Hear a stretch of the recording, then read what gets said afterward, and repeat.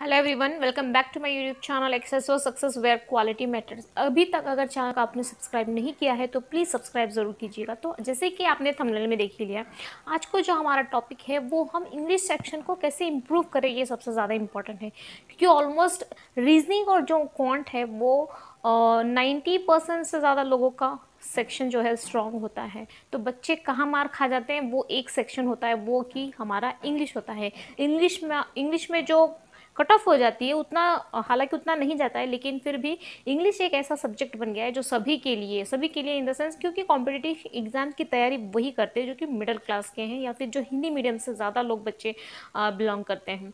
तो उनके लिए ये एक नाइटमेयर का काम करता है। मतलब सब लोग इंग्लिश से सबको डर लगता है, डेफिनेटली मुझे भी लगता है।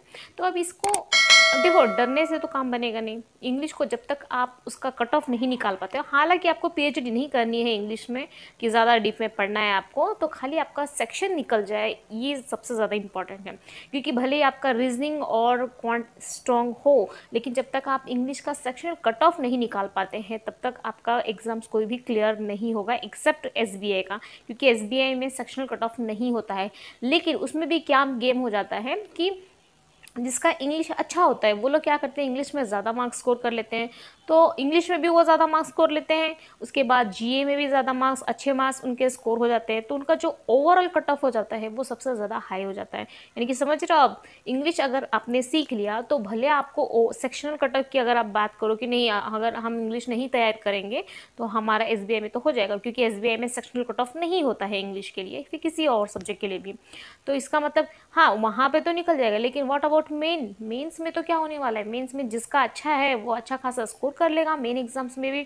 और जब इंग्लिश में आपके अच्छे मार्क्स हैं, जीए में आपके अच्छे मार्क्स हैं, तो ओवरऑल अभी जो आपका मार्क्स है वो भी तो सबसे ज़्यादा होगा। तो इंग्लिश को आप anyhow you have to improve your English language, English communication इनकी लैंग्वेज एक ही। फिर बात आ जाती है कि अब उसको इम्प्रूव करना है। देखो, एक सेंटेंस मैं देती हूँ जो कि यूनिवर्सल फेमस, यानी कि वर्ड फेमस, यूनिवर्सल फेमस है। वो सेंटेंस क्या है? आई लव यू, ये एक सेंटेंस है। अब आप ये सुनते आ रहे हो, बचपन से सुनते आ रहे हैं। 1 साल का छोटा सा बच्चा है, 2 साल का, मतलब जो रिसेंटली अभी बात करना सीखा है, तो उसको भी पता है कि ये सेंटेंस क्या होता है, मतलब कैसे इसको बोला जाता है, क्योंकि हर जगह ये हम सुनते आ रहे हैं। तो आपको सीखने की ज़रूरत नहीं, ऑलरेडी आप सुन रहे हो उसको, तो उससे आपको समझ में आ जाएगा। जैसे एक फिल इन द ब्लैंक्स है, आई डैश डैश यू। अब उसमें क्या आएगा? Loved, has been loving, has loved, या लव, या लव्स, या लविंग। ऐसे अगर आपको ABCD ऑप्शंस दे दिया जाए तो ऑलमोस्ट क्या आ जाएगा? तो लव्ड भी आ जाएगा, राइट, लव्ड भी आ जाएगा, लव भी आ जाएगा। तो वो डिपेंड करता है। देखो, एलिमिनेशंस तो यहाँ पे आपको काम आया ना, कि हाँ चलो हैज़ बिन लविंग ये नहीं हो पाएगा, लव्ड हो सकता है। उसके बाद लव्स तो डेफिनेटली बनेगा। आई क्या है? ये प्लूरल नाउन, प्लूरल है, तो उसके हिसाब से लव्स के सिंगुलर नहीं यूज़ होगा। तो एलिमिनेशन मेथड से या फिर आपके अंडरस्टैंडिंग मेथड से आप इसको इम्प्रूव कर सकते हो। ज़रूरी नहीं है कि आपको हर एक चीज़ का मतलब, मैंने खुद रियलाइज़ किया है। आप अगर continue newspaper is the best way, reading is the best way, reading यही आपको करना है और कुछ नहीं करना है। केवल एक चीज़ करनी है, वो करनी है आपको रीडिंग। इससे आपका इंग्लिश डेफिनेटली इम्प्रूव होगा। अगर आपको बिलीव नहीं होता है, मुझ पर विश्वास मत कीजिएगा, मैं नहीं बोल रही मुझ पर विश्वास कीजिएगा। खाली आप 1 हफ्ता, यानी कि 7 दिन खाली ट्राई करना। उसके बाद देखना 8वें दिन आप फिर से मॉक लगा देना। पहले 1 दिन मॉक लगा देना इंग्लिश का सेक्शनल या फिर ओवरऑल, उसके बाद 7 दिन प्रैक्टिस करना, फिर 8वें दिन देखना फिर उसके अंदर कैसे आपके मार्क्स, अगर आपको इम्प्रूव हुए तो ही आप इस स्ट्रेटेजी को फॉलो करना, नहीं तो मत करना प्लीज़। तो रीडिंग खाली आपको करना है। इससे क्या होगा? आपकी अंडरस्टैंडिंग जो है वो डेवलप होगा। अंडरस्टैंडिंग आपको कितने अच्छे से समझ में आ रहा है, कितने जल्दी आप उसको ग्रैप कर पा रहे हैं, that's most important in examination. क्योंकि अगर आप पढ़ते आ रहे हो तो आप सडनली एक एग्ज़ाम में ही एक टाइम में जब आप पढ़ोगे तो आपको समझ में आएगा। लेकिन अगर आप रीडिंग नहीं कर रहे हो, आपको कोई मतलब आदत नहीं है, हैबिट नहीं है, आपको रीड करना अच्छा नहीं लगता है, अगर उसको छोड़ते इग्नोर करते आओगे तो कैसे उसको इम्प्रूव कर पाओगे?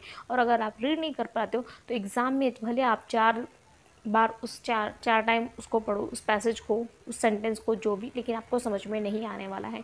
तो खाली आपको ज़्यादा ग्रामर में नहीं घुसना है। ग्रामर भी हेल्प करता है, वो मैं आगे डिटेल में लेके आऊँगी, लेकिन उतना नहीं जितना कि रीडिंग आपको हेल्प करने वाला है। देखो, आपको ग्रामर नहीं पता है इसके अंदर आई डैश डैश लेफ्ट, लेकिन आपको पता है कि इसके अंदर 1 या 2 वर्ड आएंगे, क्योंकि आप सुनते आ रहे हो उसको, उस चीज़ को पढ़ते आ रहे हो, लिखते आ रहे हो, देखते आ रहे हो, इसलिए आपको पता है कि ये तो नहीं होने वाला डेफिनेटली। इसलिए ग्रामर उतना इंपॉर्टेंट प्ले रोल नहीं करेगा जितना आपको रीडिंग हेल्प करने वाला है। इसलिए सबसे ज़्यादा फोकस करो कि आप जितना हो सके उतना ज़्यादा रीड करो। खाली आपको 2 घंटे का टाइम लेना है दिन में, केवल 2 घंटे, इंग्लिश का काम ख़त्म।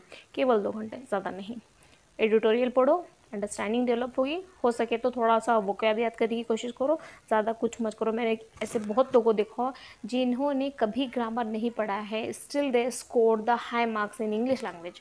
तो सोचिए कैसे करते हैं। तो आप भी इसको अपनाइए। अभी आपके पास बहुत टाइम है, क्योंकि अभी 2022 के जितने भी एग्ज़ाम्स हैं वो होने वाले हैं। अभी उनका नोटिफिकेशन भी नहीं दिया है। हालांकि IBPS ने अपना कैलेंडर जारी कर दिया है, तो आपको उस हिसाब से प्रिपेयर होना है। सो आई होप कि आपको समझ में आया होगा क्या इंपॉर्टेंट है, क्या करना है आपको। अगर वीडियो अच्छा लगा तो प्लीज़ सब्सक्राइब ज़रूर कीजिएगा, and like share subscribe, and हो सके तो कमेंट कर दीजिएगा। जय हिंद, जय भारत। Thanks for watching.